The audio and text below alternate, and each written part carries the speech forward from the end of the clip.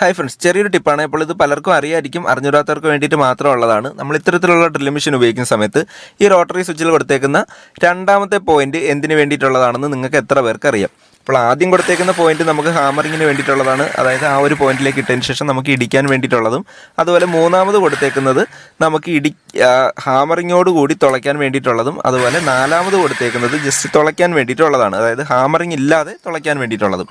അപ്പോൾ ഈ ഒരു രണ്ടാമത് കൊടുത്തേക്കുന്ന പോയിന്റിൽ ഇട്ടതിന് ശേഷം നമുക്ക് ഇതുപോലുള്ള ബോക്സൊക്കെ കട്ട് ചെയ്തിട്ട് നമ്മൾ ഇടിക്കുന്ന സമയത്ത് നമുക്ക് ഈ ഒരു ബിറ്റിനെ കറക്കി നമുക്ക് ഏത് ആംഗിളിൽ വേണം എന്നുള്ളത് സെറ്റ് ചെയ്യാൻ വേണ്ടിയിട്ടുള്ളതാണ്. അപ്പോൾ റോട്ടറി സ്വിച്ച് രണ്ടാമത്തെ പോയിന്റിൽ ഇട്ടതിന് ശേഷം നമുക്ക് ആവശ്യാനുസരണം ബിറ്റിനെ ഇത്തരത്തിൽ നമ്മുടെ യഥത്തിന് തിരിച്ച് വെച്ചതിന് ശേഷം വീണ്ടും ഒന്നാമത്തെ പോയിന്റിൽ ഇട്ടതിന് ശേഷം, അതായത് ഹാമറിംഗ് പോയിന്റിൽ ഇട്ടതിന് ശേഷം നമുക്ക് ഭിത്തിയൊക്കെ ഇടിക്കാനായിട്ട് സാധിക്കും. അപ്പോൾ നിങ്ങൾക്കിത് എത്ര പേർക്ക് അറിയാമായിരുന്നു എന്നൊന്ന് കമൻറ്റ് ചെയ്യുക. അതുപോലെ അറിഞ്ഞൂടാത്തവർ തീർച്ചയായിട്ടും ഒന്ന് കമൻറ്റ് ചെയ്യുക. Thank you for watching.